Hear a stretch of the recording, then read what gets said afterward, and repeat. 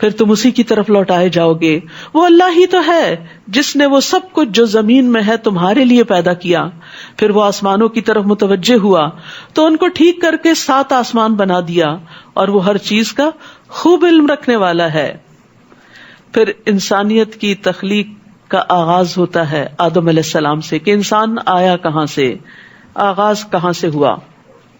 کیونکہ یہ سوال ہر انسان کے ذہن میں اٹھتا ہے کہ اس زمین پر انسان کب سے ہے اور کیسے ہے، کس نے پیدا کیا. وَإِذْ قَالَ رَبُّكَ لِلْمَلَائِكَةِ إِنِّي جَاعِلٌ فِي الْأَرْضِ خَلِيفَةً. وہ وقت یاد کرو جب آپ کے رب نے فرشتوں سے کہا کہ میں زمین میں ایک خلیفہ بنانے والا ہوں. انہوں نے کہا کیا تو اس میں خلیفہ بنائے گا جو اس میں فساد کرے گا اور خون بہائے گا؟ اور ہم تیری تعریف کے ساتھ تسبیح کرتے ہیں. انہوں نے اپنے خدشے کا اظہار کیا تھا، اللہ پہ اعتراض نہیں کیا تھا.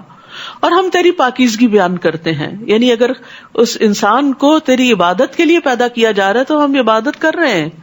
کہا اللہ نے بے شک میں جانتا ہوں جو تم نہیں جانتے کہ انسان کو پیدا کرنے کے پیچھے حکمت کیا ہے. اور اس نے آدم کو سب کے سب نام سکھا دیے، جس زمین پہ بھیجنا تھا اس سے متعارف کرا دیا.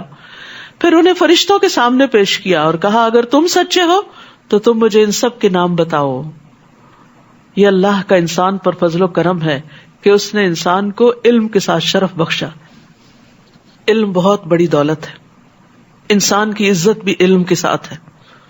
کھانے پینے سے بھی پہلے علم عطا کیا گیا، اس لیے ہمارے لیے علم حاصل کرنا اور خصوصاً علم نافع حاصل کرنا وہ کھانے پینے سے بھی زیادہ اہم ہے.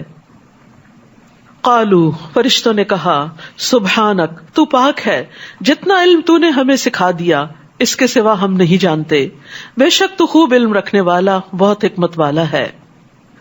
اللہ نے کہا اے آدم تم انہیں ان کے نام بتاؤ.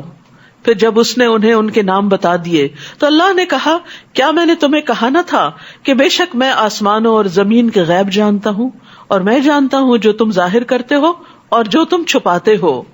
یعنی اس وقت تم نے جن خدشات کا اظہار کیا وہ بھی مجھے پتا ہے، اور جو باتیں ابھی تمہارے دل میں ہیں وہ بھی میں جانتا ہوں. یعنی اللہ کا علم اتنا وسیع ہے. اور جب ہم نے فرشتوں سے کہا کہ تم آدم کو سجدہ کرو تو ان سب نے سجدہ کیا سوائے ابلیس کے. اس نے نافرمانی کی اور تکبر کیا اور وہ انکار کرنے والوں میں سے ہو گیا. اور ہم نے کہا کہ اے آدم تم اور تمہاری بیوی دونوں جنت میں رہو اور جہاں سے چاہو بے روک ٹوک کھاؤ، لیکن اس درخت کے پاس نہ جاؤ ورنہ تم دونوں ظالموں میں شمار ہو جاؤ گے.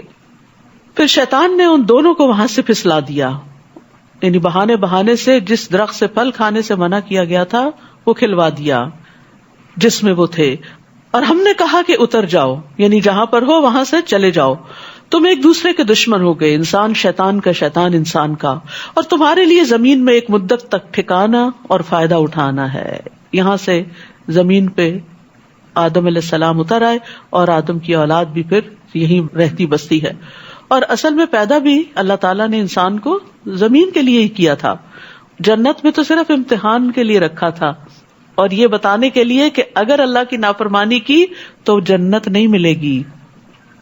فَتَلَقَّى آدَمُ مِن رَبِّهِ کلمات، پھر آدم علیہ السلام نے اپنے رب سے کچھ کلمات سیکھ لیے اور معافی مانگی تو اس نے اس پر مہربانی کی. بے شک وہ بہت توبہ قبول کرنے والا، نہایت رحم کرنے والا ہے. یعنی توبہ کی توفیق بھی اللہ نے دی، پھر توبہ قبول بھی اللہ نے کی. سبحان اللہ، توفیق بھی دیتا ہے، قبول بھی کرتا ہے اور اس پر اجر بھی عطا کرتا ہے. رحمتیں ہی رحمتیں ہیں اس کی، اور بندے سے خوش بھی ہوتا ہے. اور بہترین خطا کار توبہ کرنے والے ہی ہیں. اور یہ یاد رکھیے یہ خوشخبری ہے، حدیث میں آتا ہے جو توبہ کرتا ہے اللہ اس کی توبہ قبول کر لیتا ہے. تو اللہ سبحانہ تعالیٰ سے ہم سب توبہ کرتے ہیں اپنے تمام گناہوں کی. ہم نے کہا تم سب یہاں سے اتر جاؤ، پھر جب تمہارے پاس میری طرف سے کوئی ہدایت آئے تو جس نے میری ہدایت کی پیروی کی تو ان پر نہ کچھ خوف ہوگا اور نہ وہ غمگین ہوں گے. یہ ہے ہدایت کی پیروی کے فائدے کہ دنیا اور آخرت میں خوف اور تنگی جاتی رہے گی. اور جنہوں نے کفر کیا اور ہماری آیات کو جھٹلا دیا وہ آگ والے ہیں، وہ اس میں ہمیشہ رہنے والے ہیں. تمام انسانوں سے خطاب کرنے کے بعد اللہ سبحانہ تعالیٰ بنی اسرائیل سے خطاب کرتے ہیں یہ سورت پہلی سورت ہے جو ساری مدینہ میں نازل ہوئی تھی اور بالکل ابتدائی دور میں نازل ہوئی تھی، یعنی جب نبی صلی اللہ علیہ وسلم ہجرت کرنے کے بعد مدینہ تشریف لے گئے تو وہاں پر انصار کے علاوہ مدینہ کے دوسرے لوگوں کے علاوہ بنی اسرائیل بھی رہتے تھے جو حضرت یعقوب علیہ السلام کی اولاد میں سے تھے. اور جیسا کہ آپ جانتے موسیٰ علیہ السلام بھی بنی اسرائیل میں سے تھے، عیسیٰ علیہ السلام بھی بنی اسرائیل میں سے تھے. اللہ سبحانہ وتعالیٰ نے ان 2 پیغمبروں پر کتابیں بھی نازل کی اور بنی اسرائیل کی طرف بے شمار انبیاء بھیجے اور ان کی ہدایت کا سامان کیا.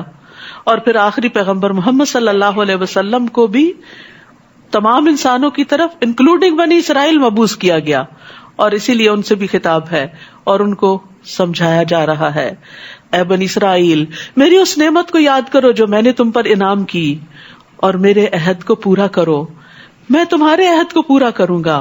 یعنی تم عمل کرو گے تو میں تمہیں جنت میں داخل کروں گا اور دنیا میں بھی عزت بخشوں گا، اور صرف مجھ ہی سے ڈرتے رہو اور ایمان لاؤ اس کتاب پر جو میں نے نازل کی، جو کہ تصدیق کرنے والی ہے اس کی جو پہلے سے تمہارے پاس ہے، اور تم سب سے پہلے اس کے انکار کرنے والے نہ بنو، اور میری آیات کے بدلے تھوڑی سی قیمت نہ لو اور صرف مجھ ہی سے ڈرتے رہو.